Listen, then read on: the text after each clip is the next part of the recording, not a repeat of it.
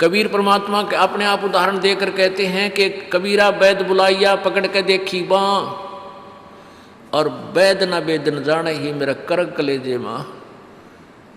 कहते हैं डॉक्टर बुलाया, डॉक्टर ने नाड़ी देखी, बाँ पकड़ के, पहले ये थे थर्मामीटर हाथ से देखा करते हैं, और वैद कहता है इसका कोई बीमारी नहीं और रोज सूखते आवे।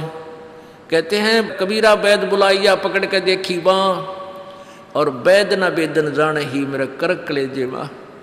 उस परमात्मा की और यहाँ के दुखों का जो दुख है, यहाँ के दुखों को देख देख कर कुत्ते ने देखे खाज कि तो कीड़े पड़ रहे उसके हैं, किसी खाज लग रही है। ये भी पहले आप जैसे अड़े चौड़े हो कांडे थे और बढ़िया बढ़िया सूट गाड़ के चलने थे, भक्ति करी को नाच ब्रैन माटी करवा ली। तो ये बातें उनको तुरंत याद आने लग जाएंगी जिनकी आंखों का मोतिया बिंदु का ऑपरेशन हो गया, अर्थात जिनको तत्व ज्ञान हो गया। अब तो हम देखते हैं कुत्ते हैं, गधे हैं, सूअर हैं, बैल है, जोड़ रखा गाड़ी में, भर रखा सामान, चलता नहीं था, दे लट्ठा गद्दा है गधोरी उस पर। तो हमने सोचा ये तो ऐसे बनते रहेंगे और हम ऐसे ही मनुष्य बने रहेंगे। काल ने ऐसी बुद्धि भ्रष्ट कर रखी हमारी, क्योंकि ज्ञान है नहीं। ज्ञान हो तो हम ये नहीं सोच सकते, क्योंकि यहाँ तो प्रत्येक प्राणी का अपना किया कर्म इसको मिलेगा। आज मनुष्य है, भक्ति ठीक की नहीं तो अगली योनियों अन्य प्राणियों की योनियों में जाएगा ही जाएगा। तो फिर ये बातें, यहाँ का यो कष्ट, किसी की किसी का हाथ कट रहा, किसी की टांग कट गई, कोई अंधा हो रहा, किसी का बेटा मर गया, किसी की बेटी मर गई, एक परिवार में दो दो तीन दिन इकट्ठे मृत्यु हो रही है।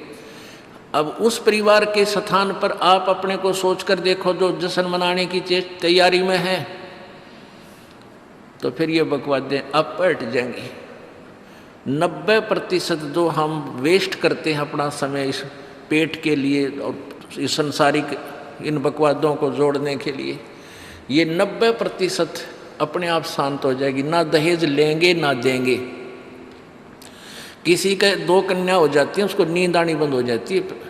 ऐसा हमने अपने आप एक मकड़ी वाला जाल फैला के आप फंस बैठे उसमें दहेज के चक्कर में, क्योंकि हमें ज्ञान नहीं। हम किसी से आज पैसा लेते हैं, अगले जन्म में वो पैसा वापस देना पड़ेगा। किसी ने मान ले किसी को दबाव देकर दहेज का पैसा ले लिया, या वैसे 2 नंबर के काम करते ले लिया, लेकर दिया नहीं, अगले जन्म में वो पूरा करना पड़ेगा। किसी का गधा बनकर देना पड़ेगा, किसी का भैंस बनकर देना पड़ेगा, और या फिर अगले जन्म में वो दामाद बन के ले जाएगा जिसको आज तुम दामाद बन के ले रहे हो। तो इस पंगे में अनजान व्यक्ति दिया करे। परमात्मा ने जो आपको देना है वही देना है, आपके प्रारब्ध में लिख रखा है। उसमें आप अगर फेरबदल करने की चेष्टा करोगे दूना दुख उठाओगे। फेरबदल भी परमात्मा ही कर सकता है। शास्त्र विद अनुसार साधना करने से आपके भाग्य में ना होगा वो पुण्य, और परमात्मा करवा कर या अपने कोटे से देकर आपको यहाँ होटल वाली सुविधाएं अवश्य देगा, पर अधिक नहीं मांगनी चाहिए। तो ऐसे नानक साहब जी से किसी ने प्रश्न किया, क्योंकि नए नए भक्त बहुत जाते रहते हैं। कहते हैं हे गुरुदेव, हे परमात्मा, आप हमें कभी खुश नज़र नहीं आते, आप खोए खोए से रहते हो। तो नानक साहब जी कहते हैं भाई क्या बताऊं। कहते हैं ना जाने काल की कर डारे, और किस विध ढल जा पासावे, और जिनाते सरते मौत खुड़क दी उनानू केड़ा हासावे। कि 1 सेकंड का पता नहीं यहाँ के बिजली गिर जा और कहाँ गिर जा। जैसे सन 2000 की बात है, पूरा भारतवर्ष गणतंत्र दिवस 26 जनवरी मना रहा था।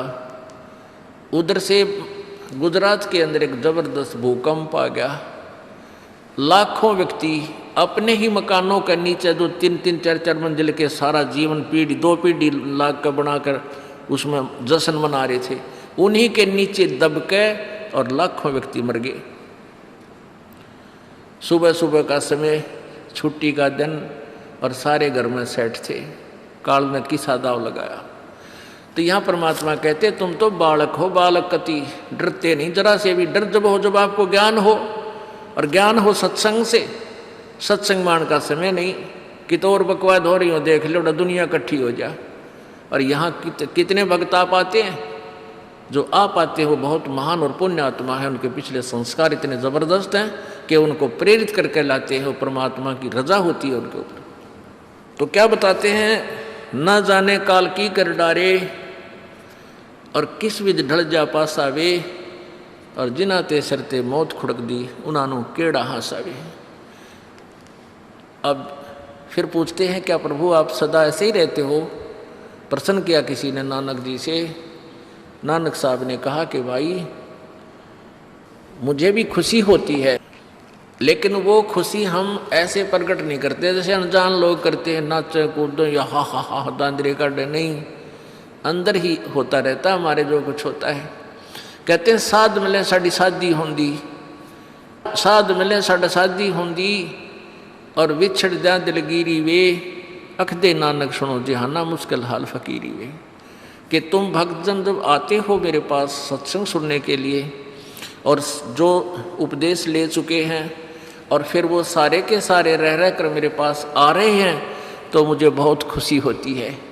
उस दिन हमारे विवाह होता है, शादी होती है, समागम होता है, चहल पहल होती है।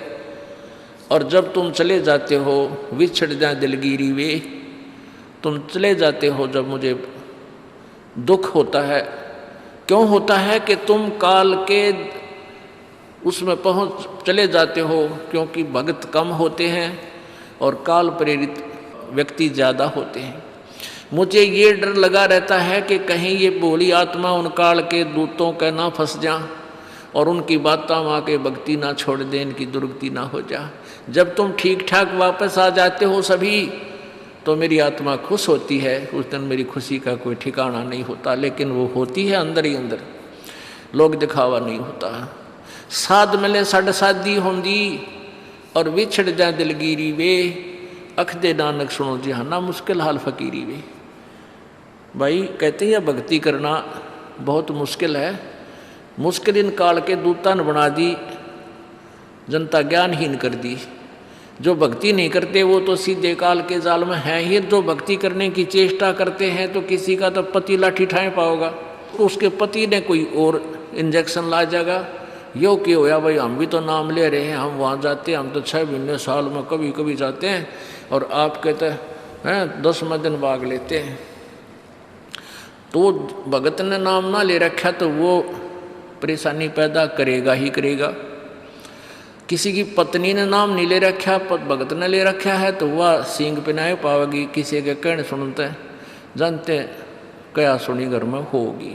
काल न तक करवाना है कि किसी प्रकार ये वहाँ जाना छोड़ दें, तेरे जाल में फंसे रहें। इसका तो पूरा प्रयत्न रहेगा। लेकिन पुण्यात्मा यु ज्ञान रूपी ढाल आपको इसलिए दी जाती है कि अपना बचाव करो, और भक्ति मत छोड़ना चाहे कुछ भी हो। आप पुण्यात्माओं अपने घर के काम में, ठीक है, पति पत्नी बच्चे सब कोई कार्य करना है तो सब मिलकर सलाह बनाकर कर लें, बहुत अच्छा होता है। उसमें कोई हानि लाभ भी हो जाती है तो विशेष दुख नहीं होता। उसमें अवश्य राय एक दूसरे की लेकर काम कर लेना चाहिए। और जब आता आत्म कल्याण का समय, उसमें किसी की राय की आवश्यकता नहीं। मान लीजिए आपने नाम लेना है और आपका पति नाट्य है, तो नाट्य जाएगा। ये अपने जीवन का सौदा तुमने खुद सोचना होगा, इसमें किसी की राय की आवश्यकता नहीं। आपने नाम लेना, आपकी पत्नी मना करती है तो करन दे, इसमें किसी की सलाह लेने की जरूरत नहीं है, चाहे कोई राजी रहे चाहे नाराज रहे। यदि मीराबाई उस समय ये सोचती कि तेरी माँ क्या कहेगी, तेरे पिता क्या कहेगा, ये समाज क्या कहेगा, तो मंदिरों में जाती है। क्योंकि उस समय ठाकुर समाज अपनी बहन बेटियों को घर से नहीं निकलने देते थे, पर्दों में रखते थे। लेकिन मीराबाई बालक नहीं रही थी, समझदार थी वह। उसको पता था कि आज तो मैं लोक लाज कर मैं आकर भक्ति नहीं करूँगी और फिर कुतिया बनकर बाजार में आंडूंगी, कोई मेरी इज्जत का रक्षक नहीं मिलेगा। तो ये ज्ञान से ही ऐसी दृढ़ता आती है। संघर्ष किया और सफल हुई, क्योंकि मालिक के नाम पर जो संघर्ष करते हैं, सच्चे दिल से, हृदय से, उनकी परमात्मा मदद किया करता है। ये पिछले इतिहास देख लो। क्या बताते हैं? मात पिता सुत स्त्री आलस बंधु कान, संत दर्श को जब चले ये अटकावे आण। मात पिता सुत पुत्र को कहते हैं। स्त्री जैसे कोई बालक हैं 15, 16, 10 वर्ष के, वो माता पिता के अधीन होते हैं। और बच्चे का समझ में आ गई और माता पिता मना करते हैं तो उनके अधीन है वो। और बच्चे जवान हो गए, बूढ़ा बूढ़िया का समझ में आ गई, फिर वो बालक बाधा करेंगे, वो रोकते टोकते हैं, तीसरा दिन चल पड़ते हो, किराया कितने डावा फलाना है, यानी कुछ ना कुछ बाधा कर सकते हैं। किसी का पति बाधा कर सकता है, किसी की पत्नी बाधा कर सकती है। जब भक्ति की तरफ अग्रसर होता है या सत्संग में आने की तैयारी करता है। या फिर आलस बंधु कान, आलस माने आप ढीले गोडे छोड़ दे, फिर देखांगे इबका नहीं जाता, सर्दी घनी है, गर्मी घनी है।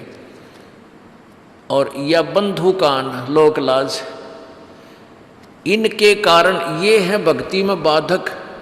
अब क्या बताते हैं परमात्मा? मात पिता सुत स्त्री आलस बंधु कान, संत दर्श को जब चले ये अटकावे आण। इनका अटकाया अटके नहीं, और संत दर्श को जाए कह कबीर सो संत है आवागमन नसावे। इनका अटकाया अटके नहीं, और संत दर्श को जाए यानी सत्संग में अवश्य जावे, कह कबीर सो संत है आवागमन नसाए, उसका कल्याण होगा। आज मीराबाई जी का कितनी श्रद्धा और आदर के साथ नाम लिया जाता है।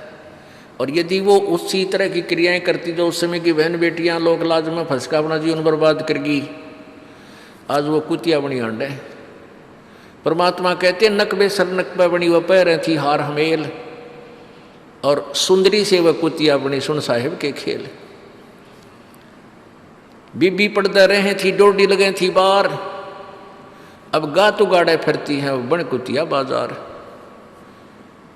वो पर्दे की सुंदरी सुनो संदेशा मोर, इब गा तो गाड़े फिरती है वो करें सराय शोर।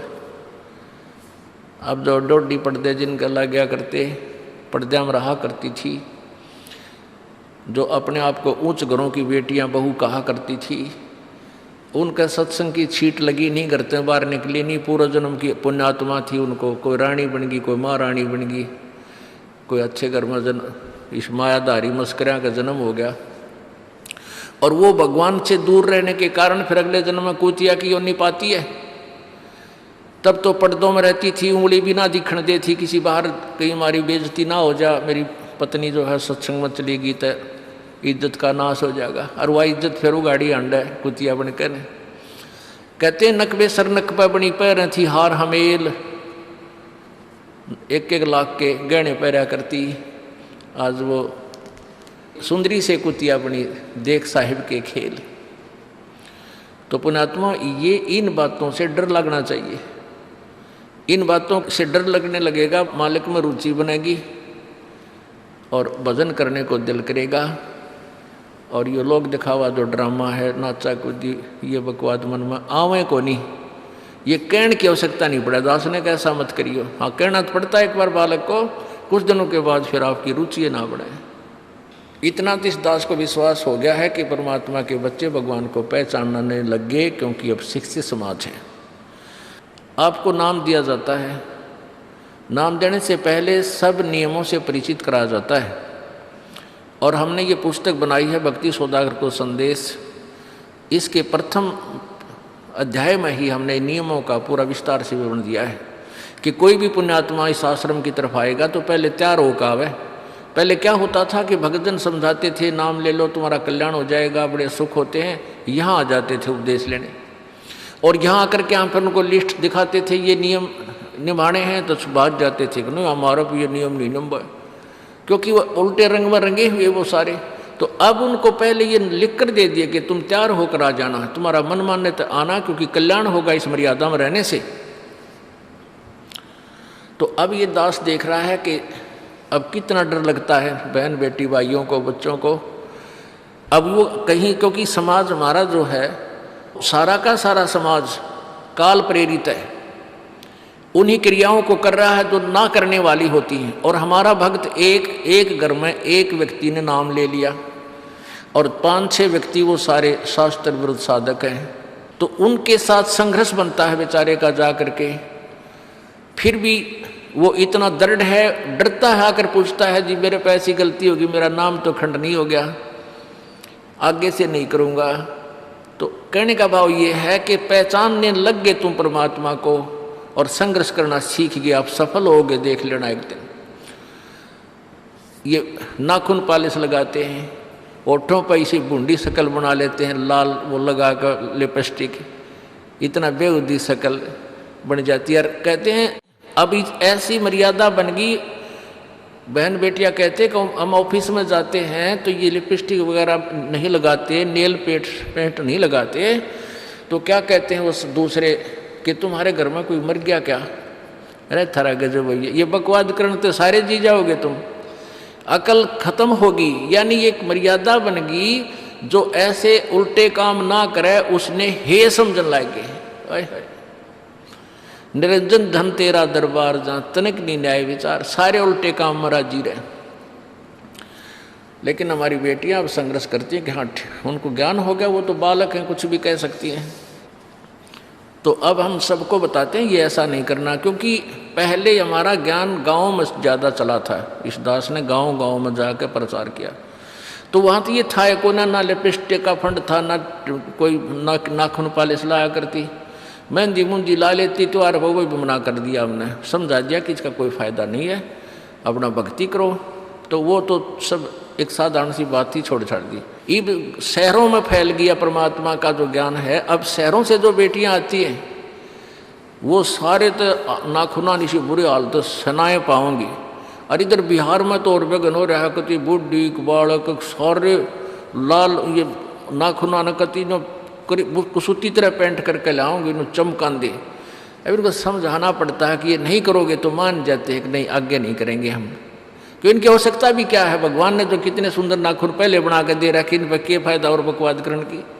तो मालिक ने जो अंग दे रखे हैं वो बहुत अच्छे बना के दे रखे हैं, इसमें हमको फेरबदल करें ही हमारी वो लोग दिखावा मेकअप है, इसकी हमें आवश्यकता नहीं। अब तो हम आपको बता रहे हैं, समझा रहे हैं पहली बार, फिर आप पे सियाने हो जाओगे, आपकी अब पर रुचि ना करे। जैसे नानक साहब कहते हैं, ना जाने काल की कर डारे किस विध डल जा पासा वे, जिना के सरते मौत खड़क दी उन्होंने के डांसा वे। अब प्रसंग था कि साध मिले साड़ी शादी होंगी और भी छड़ जा दिलगिरी वे, अख दे नानक सुनो जहाना ये मुश्किल हाल फकीरी वे। तो नानक साहब क्या बताते थे कि तुम जाते हो यहाँ से सत्संग सुनकर और वहाँ आप ऐसे समाज में जाते हो जो सब काल प्रेरित होकर के वो साधनाएं, वो क्रियाएं, वो ड्रामाबाजी करता है, जिससे मुझे डर लगा रहता है कि कहीं आपकी क्रियाएं भंग ना हो जाएं और आप काल के मुंह में चले जाओ। जब तुम वापस आ जाते हो तो मुझे बहुत खुशी होती है कि परमात्मा के बच्चे काल के जाल से बचे हुए, तो उस दिन खुश होता हूँ मैं। और तुम चले जाते हो तो मेरी एक तो वो ज्ञान कि यहाँ काल का लोक है, ना जाने कब जाना पड़ जावे, इस कारण से डर से अपनी भक्ति करता रहता हूँ। और एक तुम्हारी भी चिंता खाती रहती है कि कहीं काल के जाल में ये बालक फिर ना फंस जाएं। तुम वापस आ जाते हो एज इट इज, तो फिर मेरी खुशी का ठिकाना नहीं रहता। साध मिले साड़ी शादी होंगी, साध यानी साधु संत, ये भक्त आप साध हो, साध माने जो साधना कर रहा है, और साधु सोए जो सीधा चाल है, यानी जो और लोग दिखावा बकवाद नहीं करता, शराब मांस तम्बाकू नहीं पीता और मेकअप वगैरह शरीर के वापस जरूरत नहीं। कहते पति भरता भावानी चोम चटक श्रृंगार, जो पति भरता यानी जिसने केवल अपने पति से ही लगा हुआ है, फिर उसने बकवाद करने की क्या आवश्यकता है। तो कहने का भाव यह है कि हम सच्चे ढंग से जब लगेंगे फिर हमने अब तो इच्छा ना हो किसी वस्तु की। परमात्मा कहते हैं इस काया का गर्व ना करियो के काला के गोरा रे, और बिना भजन इसका कुछ काम ना आवे, चाहे एतर छड़को चारों ओरा रे।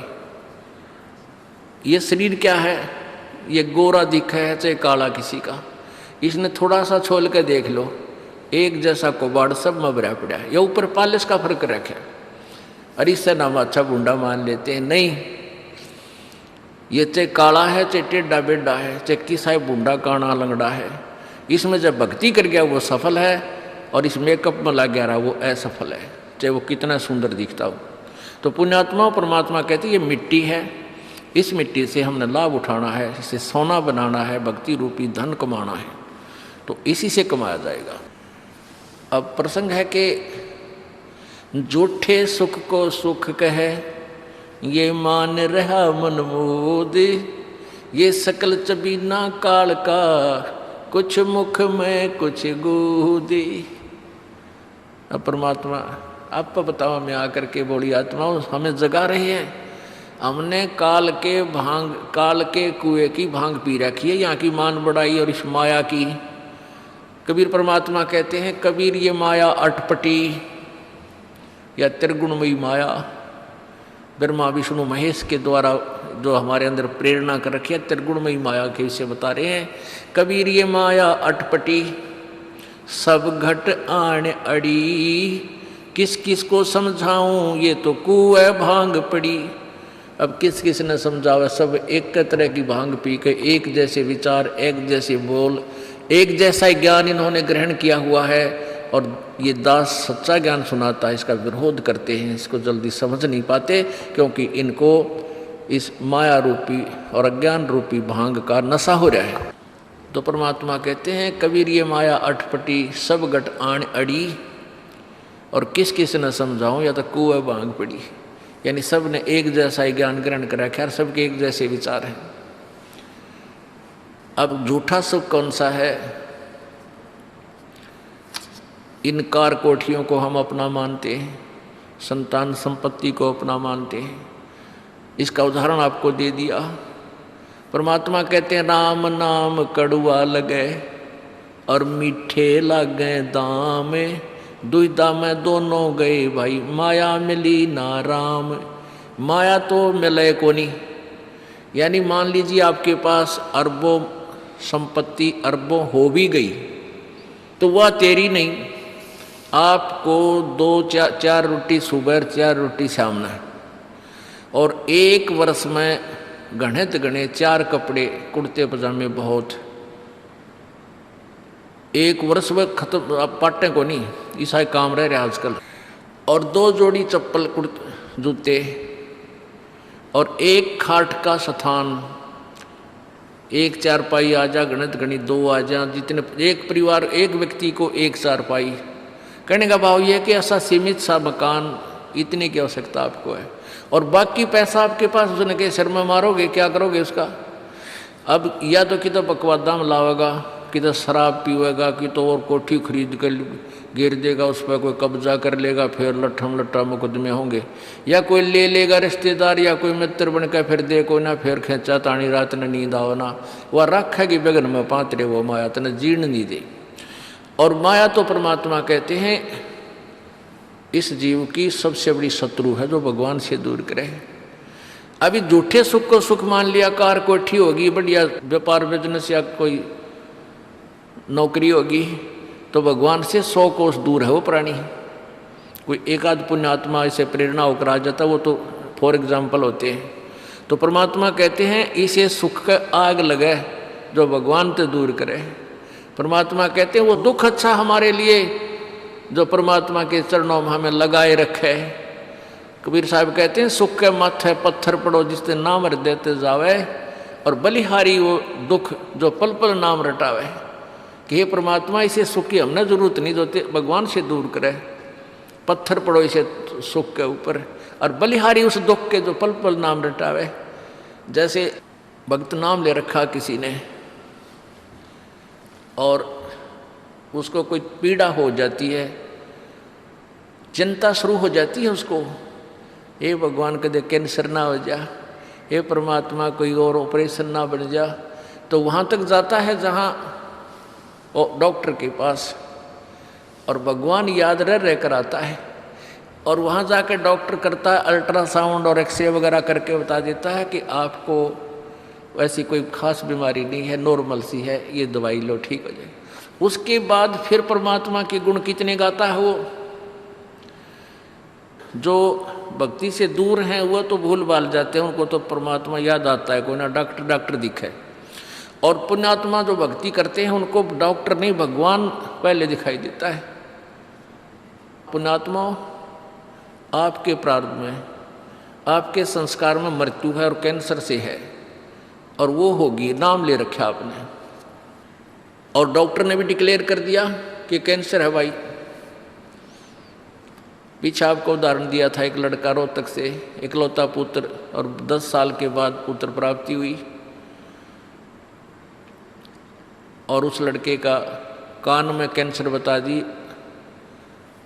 PGIMS रोहतक तक। उन डॉक्टरों ने फाइनल कर दिया और उसका पूरा डाटा अपने मोबाइल में नोट कर लिया कि इसका ऑपरेशन करवा ले और दिल्ली ले जा, हम नहीं कर सकते। वो रोता हुआ यहाँ आए। अब क्या है कि ये काल बड़ा उस्ताद है, थोड़ा सा सुख होते ही भगवान ने भूलन लाग जाए। वो 5 महीना में आए हमारे पास रोहतक से, जबकि आए महीना आना चाहिए था। 5 महीने में पता करा भाई कितने दिन में आए, वो 5 महीने वाला गेला। हमें भी ज़्यादा खींचा तानी करें भाई इतना लेट क्यों हो गया, तन भगवान ने नहीं चाहिए तो फायदा क्या होगा। ये कुदरती है, जब इस महीने 2 महीने में आपके प्रेरणा नहीं उठी, लोर नहीं उठी आने की, तो फिर भक्ति कहाँ चल रही है आपकी। बंधन तोड़ कर आ जाओगे जिसके अंदर भक्ति चल रही है, चाहे कितनी दूर भी क्यों नहीं है इंसान। भारत में कोई दूर थोड़ा, कोई वीज़ा थोड़ा बनवाना दोबारा आने के लिए, और वो भी नहीं आ पाते हैं, फिर भक्ति नहीं चल रही उनकी। तो फिर रोए दोनों, और लड़का भी रोए, उसकी पत्नी भी रो, उसका बाप भी, दोनों। वो लड़का छोटा ही था, 12-13 साल का। कहने लगे जी कैंसर बता दी, हमारा तो इकलौता पुत्र है। बुरा हाल मेरी नहीं सुने, रोए। वहाँ बेटा बात सुनो, आप दोबारा चेक कराओ और पूरी श्रद्धा रखना मालिक में। आप दोबारा ऑपरेशन कराने से पहले चेक जरूर करा लेना, ऑपरेशन नहीं मना करता मैं, और ऑपरेशन भी मालिक की दया से सफल होया करे इसी बूंदी बीमारी का। तो उनका यह बात जच गई, जानते डॉक्टर से कहा जी इसको ऐसे, वो रिपोर्ट दिखाई, और फिर कहा जी, वो डॉक्टर ने कहा अभी मैं दोबारा चेक कर लूँगा। मालिक प्रेरणा करता है कि एक बार चेक करना पड़ेगा, मैं ऑपरेशन करने से पहले चेकिंग फिर करूँगा। दोबारा चेक किया, उसने बताया इसका कोई कैंसर नहीं है, और कान की हड्डी बढ़ है, और 6 महीना में एक बार दिखा जाइए, आप पर ठीक हो जाइए। अब पुण्यात्माओं, अब उस परिवार को भगवान कितना प्यारा लगेगा, कितनी श्रद्धा बढ़ेगी। और आए महीने 2 चक्कर काटेंगे, तो इंसान तो होंगे, शैतान होंगे, तो फिर आपत्ति आओगी उन पर। भगवान से दूर होते ही फिर ये विरानमटी होगी। तो कहने का भाव ये है कि सुख के माथे पत्थर पड़ो जो नाम हृदय जा, और बलिहारी उस दुख के जो पल पल नाम रटावे। संत शरण में आने से फिर आई टले बला, और जय मस्तक में सूड़ी होवा काटे में टल जा। ये मालिक की वाणी है, गलत नहीं हो सकती। इसका हम कितना लाभ उठा सकते हैं वो हमारी अपने अंतःकरण की जो है व्यवस्था के ऊपर डिपेंड करता है। हमारी कितनी भावना है, कितनी हमारी लगन है मालिक में।